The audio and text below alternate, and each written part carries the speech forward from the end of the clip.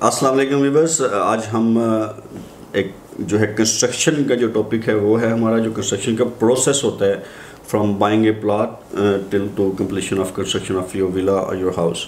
बहुत सारे हमारे व्यूअर्स हैं जिनकी तरफ से भी ये सवाल आया है, दीगर भी व्यूअर्स के कुछ सवाल हैं जो हम सर सैफुल्लाह साहब से पूछने जा रहे हैं।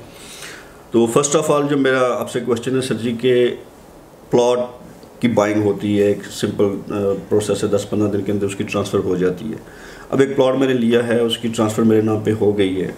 अब इसके बाद से जो प्रोसेस है उसके बारे में आप थोड़ा सा गाइड करेंगे प्लीज़। जी शुक्रिया राज साहब, ये बहुत इम्पोर्टेंट टॉपिक है इस सेंस में कि इस वक्त कंस्ट्रक्शन बहुत हो रही है। जो क्यूरी है मेरे ख्याल से शायद इस वक्त कंस्ट्रक्शन की ज़्यादा है, प्लॉट की बाइंग सेलिंग की शायद कम है। हो ये रहा था कि हम सेग्रीगेट कर रहे थे प्लॉट की बाइंग के बाद जो 15 डेज में फाइल आ जाती है, उसके बाद 2 months for the purpose of possession and 2 months for NOC. ठीक है। और ये 2 months और 2 months 4 months उसके लिए थी जो एज ए इंडिविजुअल खुद मैनेज कर रहा होता है। कभी आ पाता है, कभी नहीं आ पाता, अगर उसका फर्स्ट एक्सपीरियंस होता है उसको टाइम ज़्यादा लगता है। हम ये कहते थे कि ये 4 महीने का ट्रेनिंग और हम 2 महीने में कंप्लीट कर लेंगे। सही है। लेकिन अभी जो वर्कलोड है, जो प्रेशर बढ़ा है, इसके बाद अब हमें भी 4 महीने लग जाते हैं। ठीक है। 2 महीने लग जाते हैं पोजेशन के। असल में पोजेशन जो है ना, हेड ऑफिस में उसकी डॉक्यूमेंटेशन का इतना इशू नहीं होता, फिर इसकी जो ऑन ग्राउंड डिमार्केशन देनी होती है, जो मेंटेनेंस डिपार्टमेंट है, उसके ऊपर इतना वर्कलोड है सही कि वो टाइम नहीं मैनेज पा रहा।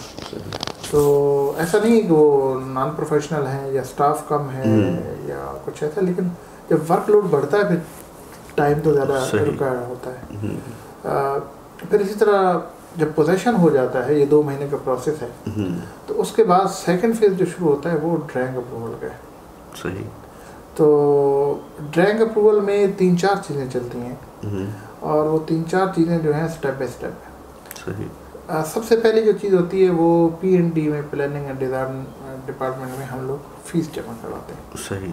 जब फीस जमा करवाते हैं तो फिर हमारा आर्किटेक्चरल ड्राइंग का काम शुरू होता है। सही।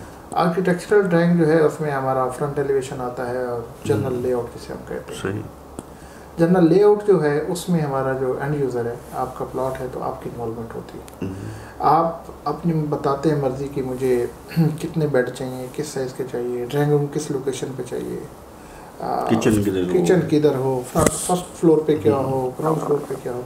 तो ये बेसिक स्केच आपसे बनवाते हैं और वो स्केच जो है बैरियर टॉप से अप्रूव कराते हैं और उनके जो SOPs है उसके अकॉर्डिंग जब बेसिक स्केच बन जाता है तो फिर ये ड्राइंग मूव होती है towards MEP and structure engineer के पास। मीनवाइल सॉइल टेस्ट वाला जो बंदा है वो सॉइल टेस्ट की रिपोर्ट देता है। तो सॉइल टेस्ट की रिपोर्ट के बेस पे स्ट्रक्चर इंजीनियर उसकी स्ट्रक्चर ड्राइंग बनाता है और parallelly MEP mechanical, electrical and plumbing, ये तीनों ड्राइंग्स बनती हैं।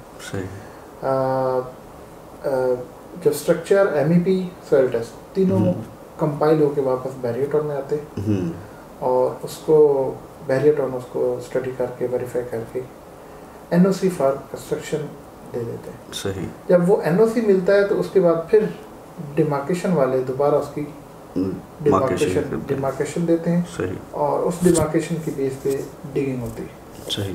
अच्छा, जब डिगिंग होती है, अच्छा यहाँ तक हम इसको थोड़ा सेग्रीगेट कर लेते हैं कि ये जो हमने डिज़ाइन फ़ी पे करने से लेके NOC तक, फाइनल डिमार्केशन तक ये प्रोसेस है, हमने इसको 2 महीने का रखा है। सही। अब इस 2 महीनों में आपको कोई कम से कम 5 से 7 दफ़ा हेड ऑफिस जाना होता है। सही।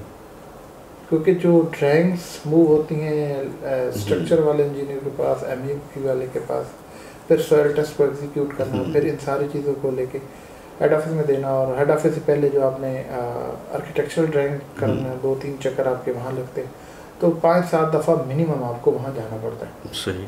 अब ये जो 5-7 दफ़ा आप बता रहे हैं, ये तो हम लोग ऑब्वियसली प्रोफेशनल लोग हैं, यहाँ पे काम कर रहे हैं, हमारी डेली उनसे कोई ना कोई कांटेक्ट होता है, किसी प्रोजेक्ट के हवाले से हमारे 2-4 लोग हेड ऑफिस में जा रहे होते हैं। हमारे लिए तो चलो ये एक शॉर्ट टाइम में हम इसको अकोमोडेट कर सकते हैं, लेकिन अगर कोई बंदा खुद आके करना चाह रहा है तो उसके लिए तो 6-7 चक्कर जो हैं वो तो अब 2 महीने का टाइम उसके लिए थोड़ा नहीं होगा? देखें, जो मैं वही अर्ज कर रहा हूँ ना कि अब हमें 2 महीने लगते हैं, जो खुद कुछ कर रहा है उसके लिए तो शायद वो टाइम बहुत ज़्यादा लग जाएगा। ठीक है, तो उस सेंस में फिर यही चीज़ है कि बजाय बंदा खुद इतनी तक करने के किसी प्रोफेशनल कंसल्टेंट को या कोई भी हो जो उनके जिस पे वो रिलायबल, उनके पॉइंट ऑफ व्यू से रिलायबल हो, उसके साथ उनको जाना चाहिए। अच्छा, ये इसमें खजल खुआरी ज़्यादा है। सही। लेकिन ये जॉब ऐसी लिमिटेड जॉब है कि इसके लिए किसी को कंसल्टेंसी नहीं दी जा सकती, ना कोई कंसल्टेंट है जो कहे जी ठीक है मैं ये आपके बेहाफ पे जॉब करता हूँ। एक तरीका ज़रूर हो सकता है कि अगर वो किसी को कॉन्ट्रैक्ट देते हैं कंस्ट्रक्शन के लिए, जी जी, तो वो बंदा उनको ये सर्विस दे सकता है। सही, जिस तरह हम लोग अपने क्लाइंट्स को भी और इस्लाम स्टेट भी ये सर्विस देता है कि अगर हमारे साथ कॉन्ट्रैक्ट हो गया तो आपको इसकी पेन लेने की ज़रूरत नहीं, इसकी जो फीसेस होंगी वो ऑब्वियसली आप पे करेंगे। इस्लाम स्टेट की टीम जो कि वैसे ही इंजीनियरिंग डिपार्टमेंट को डेली आना जाना तो वो उसके एक सेपरेट सर्विस चार्जेस हम जो होते हैं वो करके तो फिर हम उसको अकोमोडेट कर सकते हैं। नहीं, उसके सर्विस चार्जेस हम नहीं लेते, ये फ्री ऑफ कॉस्ट हम देते हैं। ठीक है, सिर्फ जो उसकी फीसेस होती है डेफिनेटली वो पे करनी है, वो पे करना होती है। ठीक हो। तो लेकिन कुछ लोगों का ये ख्याल होता है कि अभी इस फेज को कंप्लीट कर लें, बाद में देखेंगे कि हमने घर बनवाना है नहीं बनवाना, या खुद बनाना, या क्या, जो डिसीजन नहीं ले पाते वो फिर इस प्रोसेस से गुजरते हैं। तो इस प्रोसेस से गुजरने के फौरन बाद फिर वो डिसीजन भी ले लेते हैं। सही। तो अच्छा धक्के खा के फिर वो गुजर वो एक्सपीरियंस करने के बाद मेरा अभी इस बात करने का मकसद ये नहीं कि यहाँ पे कोई ब्यूरोक्रेसी स्टाइल है बैरियर टाउन का कि वो तंग करते हैं, प्रैक्टिकली इतना टाइम लगता है। फॉर एग्जांपल सिस्टम को समझने के लिए नए बंदे के लिए मुश्किल होता है कि सिस्टम रन कैसे, सिस्टम वर्क कैसे कर रहा है, और हमारे लिए तो वो डेली बेस की जॉब है एक तरह। असल सिस्टम तो कंस्ट्रक्शन जब शुरू होती ना फिर समझ आती ना, फिर वो नाप के लकीरें निकलाते कि होता क्या। लेकिन ये देखिए, मैं आपको एग्जांपल देता हूँ। आप पहले दिन जाते हैं एमईपी कह रहा हूँ पीएनडी में फीस जमा कराने के बाद, तो आप उनको कहते हैं जी मैंने विला बनाना है, वो कहेंगे ठीक है जी एक स्केच बनाया। आप पहले स्केच बनाया हो तो लेके उनके सामने प्रेजेंट कर देते हैं, वो कहते हैं ठीक है हमने स्केच लेके, आपने इंजीनियरिंग वालों को हम कहते हैं 1-2 दिन बाद तशरीफ लाइएगा, हम देखते हैं कि हमारे एसओपी के मुताबिक ये कैसे सेटलमेंट होती है। आप दोबारा जाते हैं, हम देखते हैं यार ये जो मैंने एग्जैक्ट बनाया था उसमें थोड़ी सी वेरिएशन है, ये इधर हो गया। अच्छा, आप कहते हैं यार ये ड्राइंग रूम अगर थोड़ा सा इधर हो गया, अब वो एक्चुअल ड्राइंग होती है, ऑटोकैड पे बनती है, वो एक्चुअल पिक्चर नजर आती है। फिर आप कहते हैं यार थोड़ा सा इसको इधर ना कर लूँ, वो तस्वीर आप भेजते हैं अपनी वाइफ को, अपनी बेटी को, अपने भाई को, तो वो कहते हैं घर तो एक ही दफ़ा बनता है, इसको थोड़ा सा चेंज होता है। तो वो थोड़ा सा चेंज होता है, एक चक्कर और हो जाता है। सही, ठीक है, अगले चक्कर पे आप लेके घर जाके इसको वेरीफाई, ये प्रैक्टिकली ऐसे ही होता है ना, कलेक्टिव एक फैमिली का घर होता है, सिंगल डिसीजन नहीं होता। तो 3-4 चक्कर आपकी इस डिज़ाइन पे लगते हैं। सही। फिर जब आप दूसरे इंजीनियर को भेजते हैं, फिर उसको लेके उसको प्रेजेंट करते हैं, तो ये मेन जो चीज़ होता है ना आपकी, वो फाइनल ड्राइंग जो होती है ना, इनिशियल आर्किटेक्चरल ड्राइंग, उस पर टाइम लगता है और ये जेन्युइनली लगता है। अच्छा, जब हम लोग कर रहे होते हैं, हम लोग क्या करते हैं, उनकी बजाय हम उनसे स्केच लेते हैं, खुद जाके प्रेजेंट करते हैं, वो स्केच हमें देते हैं, हम उनको प्रेजेंट करते हैं, उनको भेजते हैं। तो हम बीच में as a middle man coordinator के तौर पे हम लोग काम कर रहे होते हैं। अगर हम नहीं होते तो वो फिर उनको सारा ये खुद करना पड़ता है। सही।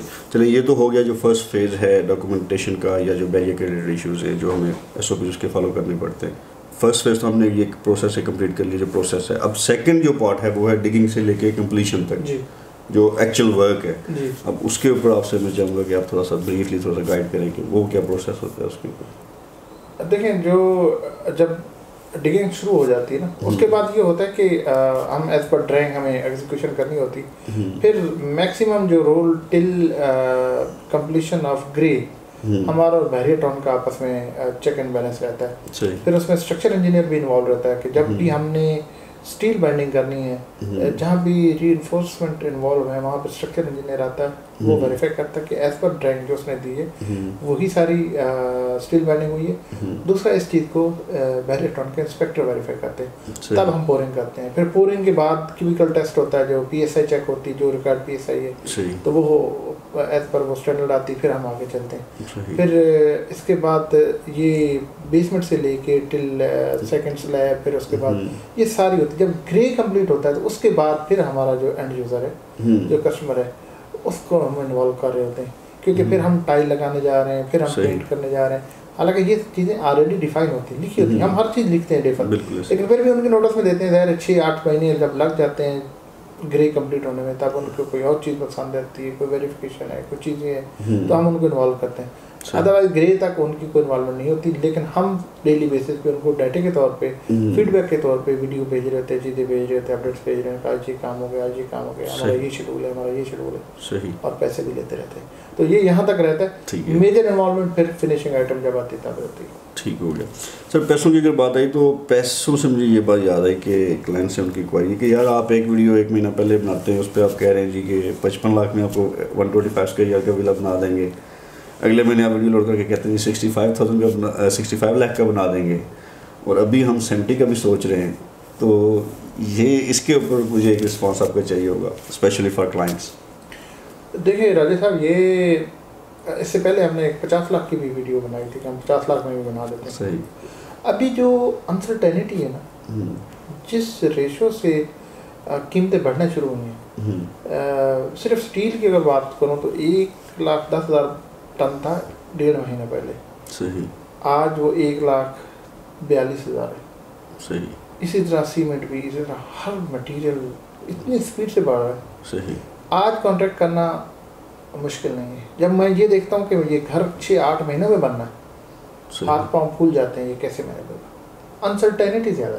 बिल्कुल सही। ये जो मैं 65 लाख में भी बात करता हूँ, उसमें भी मैं बड़ा, जिसे कहते हैं ना, मेरा उसमें प्रॉफिट एंड मार्जिन प्रायोरिटी नहीं, मेरी प्रायोरिटी ये कि ये डिलीवर हो जाए। तो देखिए मैं आपको एक बात क्लियर कर रहा हूँ, ये जो अनसर्टेनिटी है, अगर कोई बंदा आज भी 55 लाख की कोई कॉन्फिडेंस के साथ एग्रीमेंट कर रहा है, कॉन्ट्रैक्ट कर रहा है, तो वो इस चीज़ को स्टडी बिल्कुल नहीं कर रहा कि जो प्राइसेस शूट अप कर रही हैं और जो अनसर्टेनिटी है, इसको नहीं देख रहा। बारह साहब, अभी तो बजट भी आ रहा है ना, तो बजट के बाद क्या होना है, आपने ये भी तो सोचना है, बट डिलीवर करना ना। तब आप एज ए इंडिविजुअल नहीं काम करें, जब एज ए कंपनी आप काम करते हैं, आपके सामने कंपनी की गुडविल है और आपके सामने एक नाम है, तब आपको बहुत कॉन्शियस होना पड़ता है। बिल्कुल हो सकता है मेरे 65 रेट कहने से किसी ने मुझे इग्नोर कर दिया होगा महंगा करके, लेकिन कम से कम मैं किसी रिस्क में तो नहीं पड़ रहा। जैसा कि कल आमिर साहब जो अपना विला बनाना चाह रहे हैं, उनसे जब डिस्कशन हो रहा था, तो यही बात हम उनको ये कह रहे थे कि इस वक्त जो है वो हमारे लिए ये इम्पोर्टेंट नहीं है कि आप क्या चॉइस आपकी, हमारे लिए इम्पोर्टेंट ये है कि हमने जो है वो हमारी जो रेप्यूट हमने बनाई है, एक अच्छा कंस्ट्रक्शन वर्क हम करके दे रहे हैं मार्केट के अंदर, तो हम उसके ऊपर, हम जब रेट की बात करते हैं तो नहीं कोई फ्लेक्सिबिलिटी इतनी को हम रखते हैं जहाँ पे हम समझते हैं कि अब इसके ऊपर हमारे क्वालिटी ऑफ स्टैंडर्ड जो है उसके ऊपर कंप्रोमाइज़ होता है, तो हम वो काम करते ही नहीं। उसके लिए हम सॉरी, हम आपको साफ जवाब दे देंगे कि सर हम नहीं कर सकते, क्योंकि हम अपना स्टैंडर्ड नहीं लो करेंगे किसी भी क्लाइंट के लिए। तो आमिर साहब ने ही तो कल बताया ना कि पता नहीं कितना सीमेंट बता रहे थे वो एक्सपोर्ट होने जा रहा है। हाँ। जब एक्सपोर्ट होगा तो फिर इसी तरह 14 मिलियन टन जी गवादर में कुछ मेगा प्रोजेक्ट स्टार्ट होने जा रहे हैं, वो स्टार्ट होते हैं शार्टेज। देखिए इस वक्त पूरे पाकिस्तान में हम सबको पता है कंस्ट्रक्शन की फील्ड फुल बूम पे चल रही है। मेरा आपसे सवाल है कि अगर कंस्ट्रक्शन फुल बूम पे चला तो जो प्रोड्यूसिंग यूनिट है वो तो यही है ना, वो तो वही प्रोडक्शन देंगे। अगर कुछ एडिशनल होंगे तो आज शुरू होंगे तो 2-3 साल बाद वो प्रोडक्शन देंगे। तो जब ये मटेरियल की शॉर्टेज होगी तो रेट तो बढ़ेंगे। वैसे भी माशाल्लाह जो अभी चल रहा है हमारी गवर्नमेंट चीज़ें, वैसे भी हर चीज़ महंगी हो रही है। गवर्नमेंट में भी खान साहब ने कल परसों बयान दिया है कि मुश्किल वक्त से निकल के तो कौमें बनती हैं और इनकलाब भी इकदाम उठाने पड़ेंगे।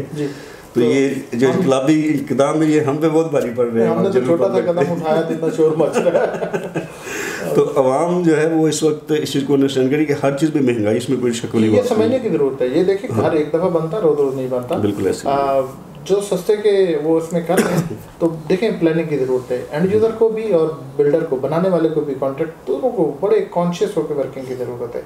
हम इसमें देखें, मैं तो मतलब टेक्निकल बंदा नहीं हूँ, ये जो सारा मुझे जो प्राइसेस और चीज़ें जो फीडबैक आता है मेरे फाइनेंस और मेरे इंजीनियरिंग डिपार्टमेंट दे रहे होते हैं, जो किनली इन चीज़ों को स्टडी कर रहे हैं और देख रहे हैं। तो जब आप एज ए कंपनी काम करते हैं तो आपका प्रॉपर उसका हर चीज़ को स्टडी किया जाता है और उनको फोर्स ही किया जाता है। तो मैं आपको बता देता हूँ कि ये अभी जो फिगर हम बोलते हैं, चीज़ें बोलते हैं, ये हमारे सेल्फ क्रिएटेड नहीं है, ये प्रॉपर एक कैलकुलेशन है और एक प्रॉपर डिपार्टमेंट है जो हर चीज़ को स्टडी करता है और ये जेन्युइनली यही फिगर है। और ये अगर एक महीने में 10 लाख का फ़र्क आया तो हो सकता है ये जून के बाद शायद कुछ और भी फ़र्क हो जाए।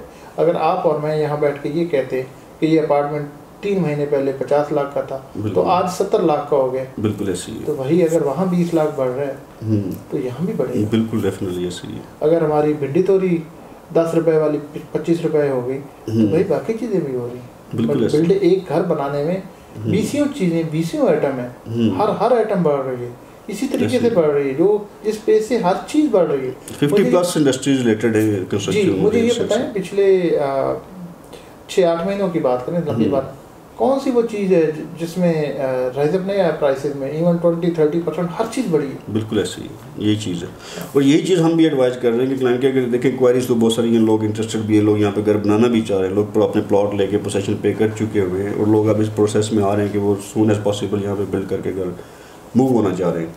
तो उसके लिए फिर आपका यही आप में जो मुझे समझ में आ रही है कि यही आप एडवाइस कर रहे हैं कि टाइम जो है, time is the money right now, कि अगर आप डिले करते हैं तो आने वाले टाइम में आपकी कॉस्ट बढ़ती जाएगी, और फिर ऑब्वियसली कि जो आज अगर 65 पे ऑब्जेक्शन कर रहे हैं तो उनको कल फिर 70 या 75 पे भी ऑब्जेक्शन होगा। जो टाइम होगा उसको उसी के अकॉर्डिंग उनको करना होगा। चलें, thank you very much sir, आपके टाइम का बहुत बहुत शुक्रिया। इंशाल्लाह आने वाले टाइम में जो भी लेटेस्ट अपडेट होगी, ऑब्वियसली ये एक ज़रूरी चीज़ थी जो आपसे शेयर करनी थी कि कंस्ट्रक्शन का प्रोसेस क्या है, प्लस जो इसकी थोड़ी बहुत ही क्वेरीज आ रही हैं क्लाइंट के, जो उनके सवाल होते हैं वो हम सैफुल्लाह साहब से पूछते रहते हैं। तो इसी तरह आने वाले टाइम में भी सर सैफुल्लाह का पॉइंट ऑफ व्यू आप तक पहुँचाते रहेंगे। तब तक के लिए हमें इजाज़त दीजिए, अल्लाह हाफ़िज़।